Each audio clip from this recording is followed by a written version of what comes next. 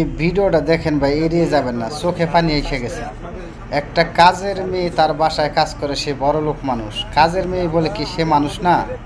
তাকে দেখেন পিছনে বসাইছে, সামনে কিন্তু সিট খালি আছে, বসায় নাই কে? পিছনের সিটে তাকে বসানো হয়েছে, সামনে সিট খালি আছে। তোরই বাসায় কাজ করে এই মেয়েটা, মানবতা কোন জায়গায় ভাই? এটাকে কি বড় লোক বলে? বড় লোকের এটা দায়িত্ব, সে কি মানুষ না?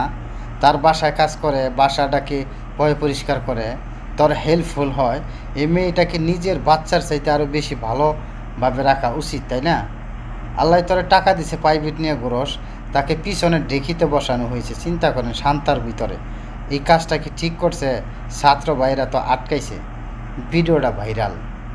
ভিডিওটা বেশি করে ভাইরাল করে দিন, যাতে এইরকম লোক মানে সতর্ক হওয়ার দরকার আছে।